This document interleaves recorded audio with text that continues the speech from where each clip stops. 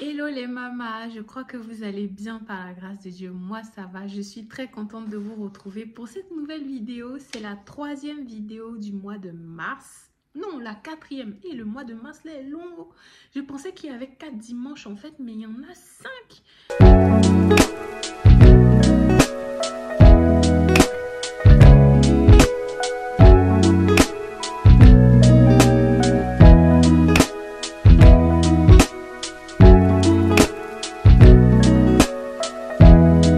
Et comme vous le savez, ce mois de mars, nous parlons d'avenir professionnel, de construire son avenir professionnel en étant une mère célibataire. Oui, c'est possible de nous en sortir. C'est possible, c'est possible. Et donc aujourd'hui, on va parler d'un nouveau thème. On va parler d'un sujet dont on ne parle pas souvent. On va parler d'une catégorie de mamans célibataires dont on ne parle pas souvent. Ce sont les jeunes mamans célibataires qui sont aussi étudiantes. Et oui, maman célibataire, c'est pas seulement des femmes divorcées, des femmes séparées, etc. Maman célibataire, c'est aussi ces jeunes femmes-là qui ont 16 ans, qui ont 18 ans, qui ont 20 ans, qui font encore des études, qui malheureusement, pour une raison ou pour une autre, ont été amenées peut-être à faire un mauvais choix de relation et qui se sont retrouvées enceintes face à la démission d'un père, l'irresponsabilité d'un père et qui se retrouvent à devoir faire des études en gérant un ou plusieurs enfants. Ça existe, il faut en parler, il faut les aider. J'ai une affection toute particulière pour ces jeunes femmes parce qu'elles sont très courageuses. Moi, je ne sais pas comment j'aurais géré en étant maman célibataire étudiante. Je ne sais pas comment j'aurais géré. Parce que déjà même en ayant fini mes études, je me suis retrouvée célibataire en fait à la fin de mon alternance. Et maintenant, il fallait trouver un emploi. C'était compliqué. J'ai fait 4 mois au chômage avec un enfant seul. Je n'ose même pas imaginer en fait celles qui sont étudiantes, donc qui n'ont pas de source de revenus et qui doivent malgré cela s'occuper d'un ou de plusieurs enfants. Donc aujourd'hui, jeune maman, si tu passes par là, que tu es une étudiante, tu as 16 ans, 18 ans, bon 16 ans c'est lycée quand même, ouais. 18 ans, 20 ans, 21 ans, même jusqu'à 25 ans, sache que cette vidéo est faite pour toi. Sache que vraiment, tu n'es pas seule. En tout cas, ici sur cette page, dis-toi que tu as trouvé une famille, tu as trouvé une grande sœur qui est là à ton écoute, qui est là pour t'aider, qui veut vraiment que tu saches que elle comprend ce que tu vis, elle comprend ce que tu traverses et elle est là pour toi. Et Dieu t'aime. Et ce que tu as vécu, les erreurs que tu as pu faire dans ton passé ne te définissent pas. Ces erreurs-là n'annulent pas l'amour de Dieu pour toi, n'annulent pas le plan de Dieu pour toi. Il a créé, avant même que tu naisses, déjà il t'a aimé le premier. Il a voulu que tu naisses. Et s'il a permis que tu aies cet enfant, même si ce n'était pas dans des circonstances qui étaient les meilleures, il t'a fait assez confiance en fait pour te confier cet enfant. Il comprend ta situation. Il sait très bien que pour une étudiante, c'est pas évident de s'occuper d'un enfant. Et pourtant, il t'a fait grâce de te donner un enfant parce qu'il t'a estimé capable. Il y a des femmes beaucoup plus âgées qui n'arrivent pas à avoir d'enfant. Mais toi, Dieu a bien voulu te donner cet enfant malgré cette condition. Il t'a donné les capacités pour t'occuper de cet enfant. Tu es capable. Tu es capable. Je sais que dans cette situation, généralement, on considère l'enfant comme une erreur de parcours, un accident de parcours, une mauvaise voie, une déviation que tu as eu à faire dans ta vie. Oui, peut-être que tu as emprunté une mauvaise voie, mais ce n'est pas cet enfant-là, en fait, l'accident. Ce n'est pas cet enfant la mauvaise voie. Ce n'est pas cet enfant la malédiction. Non, un enfant est une bénédiction. Un enfant est une bénédiction. Tu es béni d'avoir donné la vie. Aujourd'hui, je veux te dire que si tu as reconnu ton erreur devant Dieu, quand je dis ton erreur, c'est peut-être le fait d'avoir désobéi à tes parents, le fait de ne pas avoir peut-être, de ne pas t'être concentré sur tes études, ou bien le fait peut-être de ne pas avoir écouté les conseils en fait des gens qui te disaient peut-être fais attention à ce jeune-là et que vous avez fini par avoir un enfant.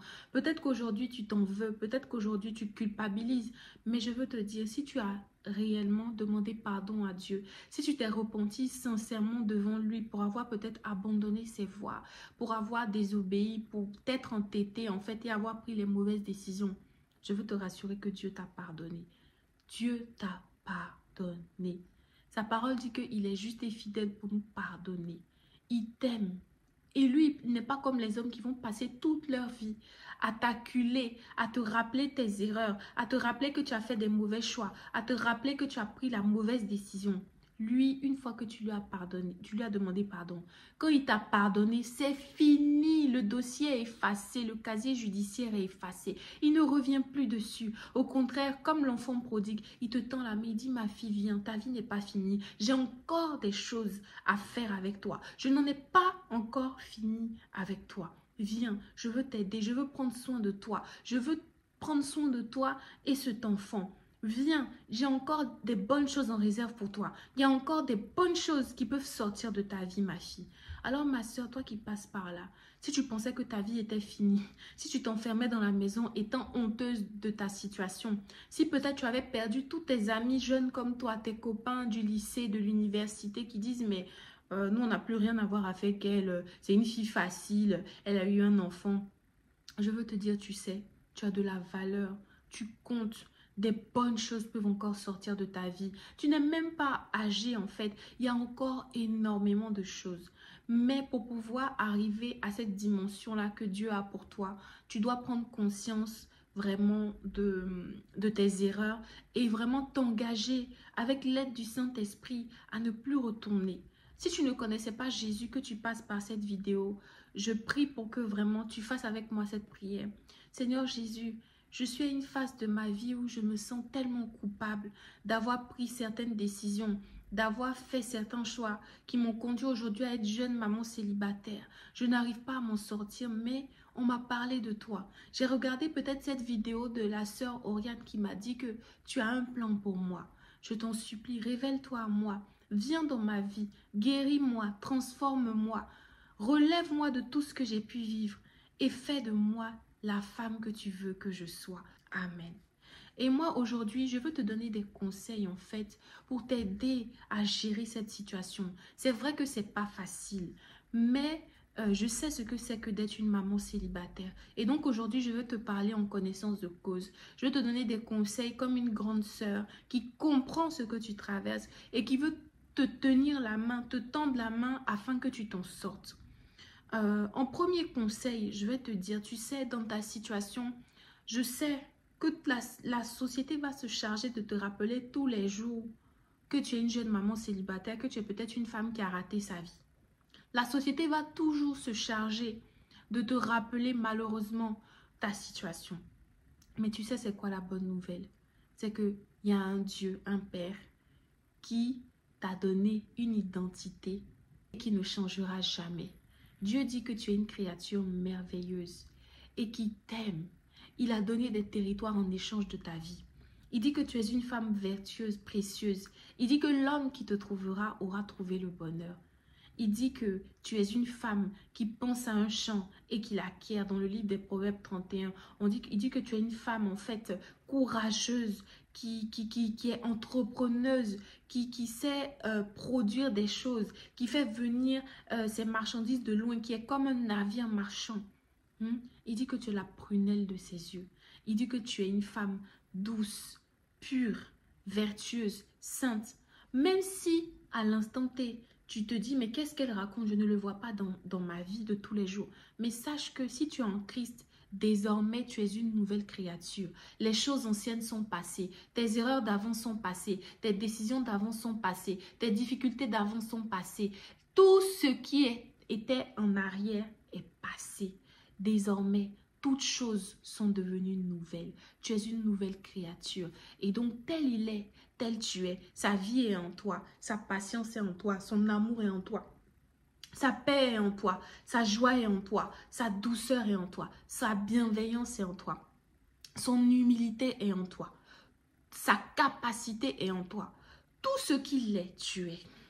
Donc, à partir d'aujourd'hui, ne laisse plus jamais, n'accepte plus jamais que les gens te mettent dans une case, que les gens te traitent de jeune femme qui a raté sa vie, de fille facile. Non, non, tu es beaucoup plus que ça. Tu es une femme de valeur, tu es une femme de principe. Oui, tu es tel un bijou, comme de l'or. La Bible dit que tu es comme une perle précieuse entre les mains de Dieu.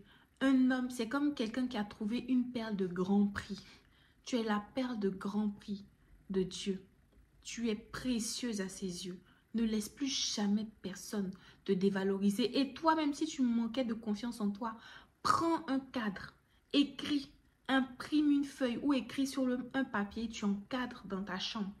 Je suis une femme vertueuse, précieuse, j'ai de la valeur, je compte, je suis capable de réussir dans mes études, je suis capable d'exceller, je suis capable d'accomplir de grandes choses, de devenir une grande entrepreneur, d'avoir une belle carrière professionnelle, de réussir, de me marier avec un homme qui me respectera, qui nous honorera, mes enfants et moi, qui prendra soin de nous. Je suis capable d'être une bonne future épouse, je suis capable de produire des belles choses. Tout ce que ma main touche se transformera en or. J'ai de la valeur. Non, mon existence n'était pas une erreur. Non, mon enfant n'est pas une erreur.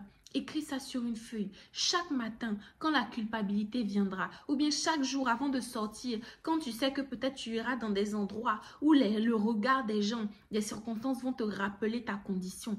Rappelle-toi toujours de ces paroles, qu'elles te possèdent, qu'elles deviennent vraiment ta seconde nature.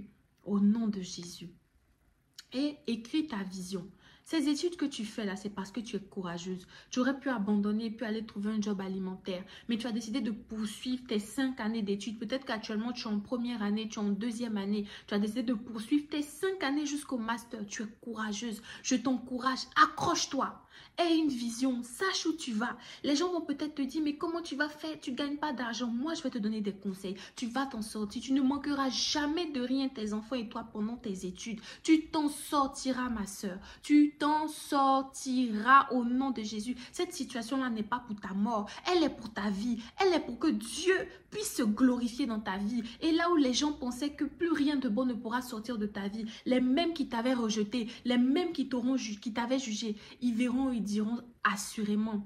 Ça, c'est le doigt de Dieu. Tel qu'on a vu la vie de cette fille-là, tel qu'on pensait que sa vie était finie, tel qu'on envoyait une petite fille de 18 ans avec déjà 2 enfants, on pensait qu'elle était finie. C'est maintenant que Dieu lui réécrit l'histoire. Voici l'histoire de la femme adultère dans la Bible. Les gens sont venus, on l'a attrapée en train de commettre l'adultère et ils l'ont ramenée devant Jésus. Ils étaient prêts à la lapider. Et Jésus-Christ leur dit que celui qui n'a jamais péché, lui jette la première pierre. Et tu sais ce qui s'est passé? Tous ont commencé à se retirer un à un. C'est parce que nous, en tant que femmes, ce qu'on a fait est visible. On porte une grossesse, elle est visible. L'enfant sort, il est visible. Quand tu marches, on voit qu'il n'y a pas de doigt sur ton doigt. Quand tu marches, on sait que tu vis peut-être quelque part dans une maison ou bien dans un studio seul avec un enfant. Quand tu marches, on sait que tu vas à l'université, tu n'es pas encore marié. Et pourtant, tu as peut-être 1, 2, 3 enfants. Et automatiquement, on veut te jeter la pierre. Pourtant, c'est même là. Les péchés des gens ne sont pas... Nos péchés ne sont pas écrits sur nos fronts. C'est juste pour toi là qui est visible. Mais eux, parmi eux, il peut peut-être avoir des violeurs, des meurtriers, des sorciers, des gens qui font des pratiques occultes. Mais personne ne voit. Mais c'est pour toi là, on juge. Ne leur en veux pas. Ce sont juste des êtres humains qui ne connaissent rien, qui ne comprennent rien, qui sont limités et qui ne sont là que pour juger. Heureusement que ce qu'ils disent n'est pas la vérité.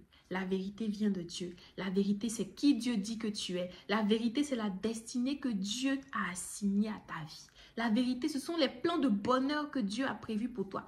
La Bible dit, le Seigneur te dit dans sa parole, car je connais les projets que j'ai formés pour toi. Projets de paix et non pas de malheur, afin de te donner un avenir et de l'espérance. Médite sur cette parole, maman. Médite sur cette parole, ma soeur. Médite sur cette parole. Prends ta Bible. Médite sur cette parole. Cherche à comprendre qu'est-ce que Dieu veut dire au travers de ça. Dieu, ses projets ne disparaissent pas à cause de tes fautes ni de tes péchés. Tant que tu te réajustes et que tu reviens à lui, la course continue. L'histoire qui était peut-être bloquée là, ou bien qui était limitée, elle se réécrit. Avec Dieu là, il n'y a pas, tant qu'il n'a pas mis le point final, il n'y a pas de point final. Il n'y a pas de point final.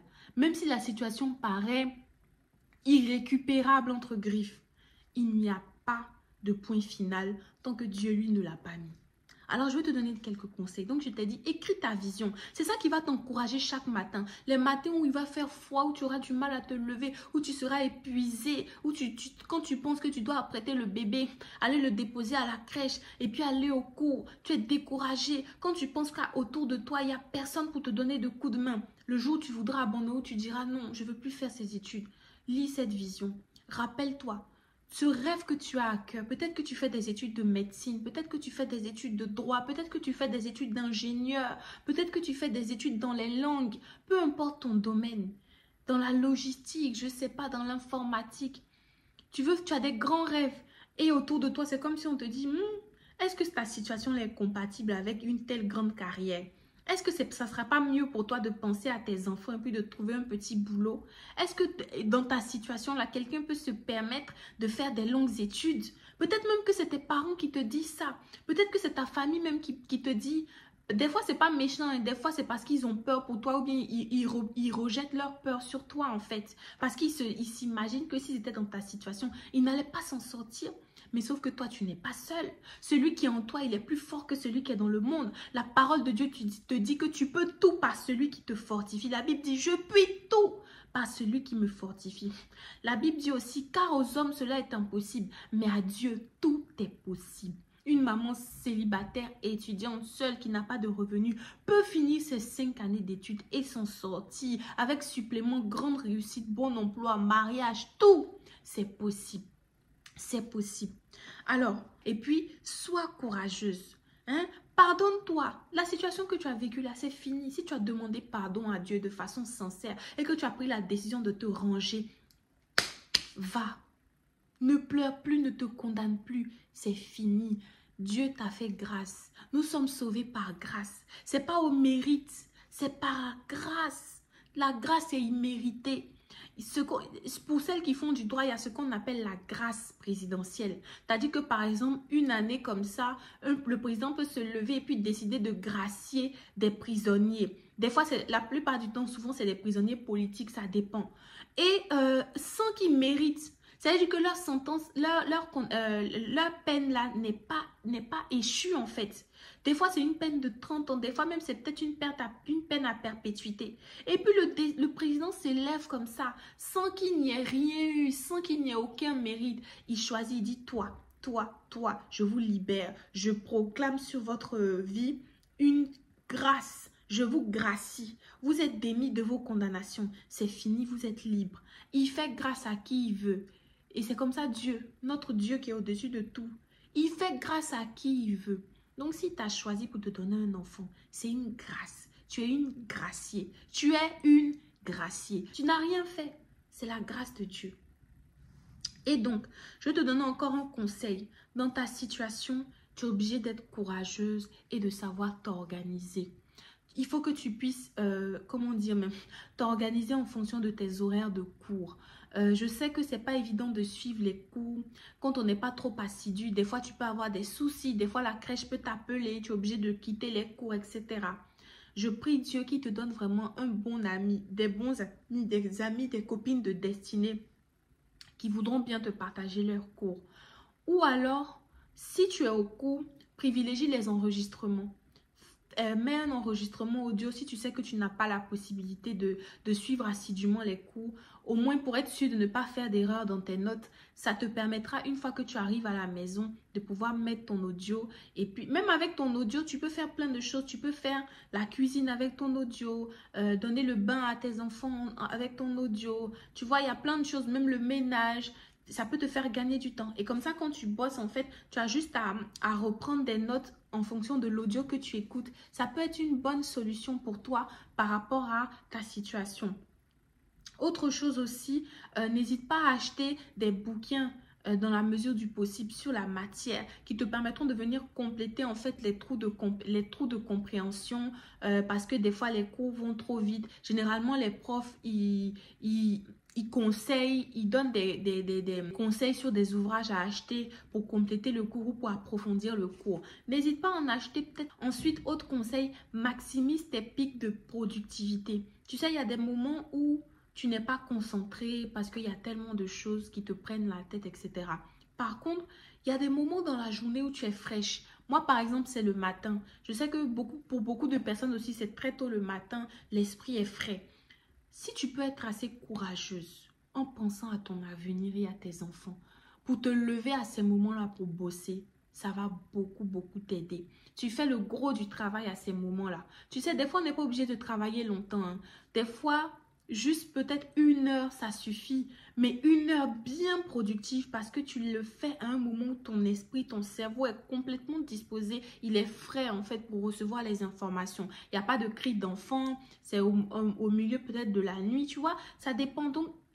Apprends, connais-toi et vois quels sont tes pics de concentration, de productivité et maximise-les pour pouvoir bosser, pour pouvoir faire tes exercices, pour pouvoir faire les choses qui te demandent beaucoup plus de réflexion. Ça pourra beaucoup t'aider. Des fois, c'est pas parce qu'on passe tout le temps à bosser, mais c'est bosser efficace et de façon intelligente qui fait que on retient l'essentiel des informations. Ensuite, pour t'aider financièrement, parce que je sais que c'est pas facile. Si tu es en France, c'est vrai, il y a les aides de la CAF, mais ce n'est pas toujours évident pour payer à la fois un loyer, gérer des courses, etc.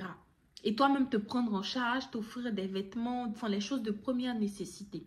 Donc, je t'encourage à te trouver un job partiel, mais que tu peux faire à la maison.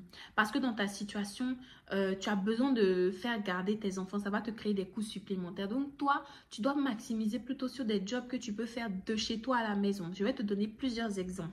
Par exemple, la coiffure. Si tu sais coiffer, tu peux faire la coiffure à la maison.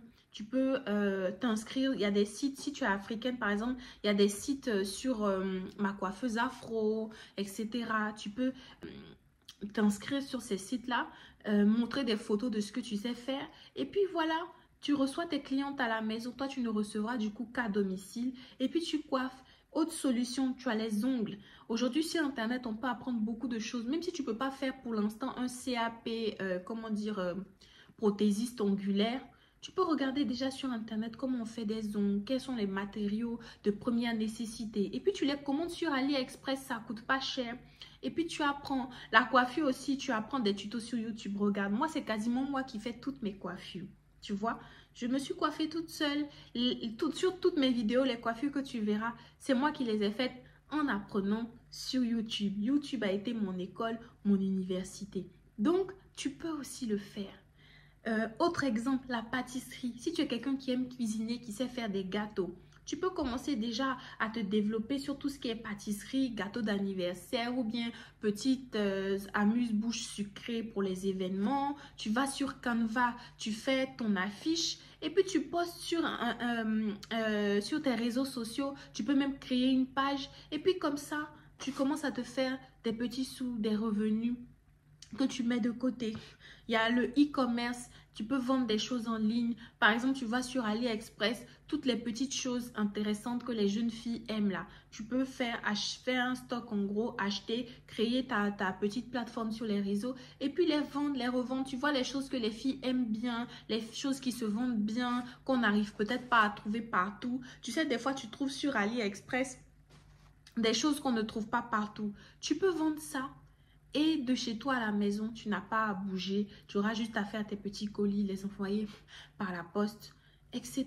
Tu vois, c'est plein de petites idées qui peuvent te permettre de mettre de l'argent de côté. Et en parlant d'argent, il faudra aussi que tu apprennes à gérer de façon responsable le peu que tu as.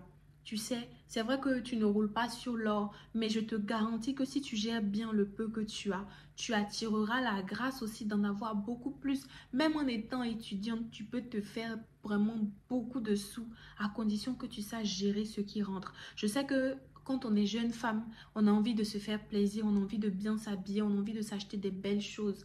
Mais il faudra que tu apprennes à devenir mature et à comprendre, à savoir déterminer ce qui est. La Bible dit tout est permis, mais tout n'est pas utile. Dis-toi que c'est la privation là, c'est juste pour un moment. Et puis en fait, privation, mais quelle privation? C'est juste, tu peux t'offrir les choses dont tu as besoin, que tu veux, mais dans la limite du raisonnable. Par exemple, tu ne vas pas aller t'endetter pour acheter un sac Louis Vuitton, alors que tu sais que tu as des enfants et tu as des charges.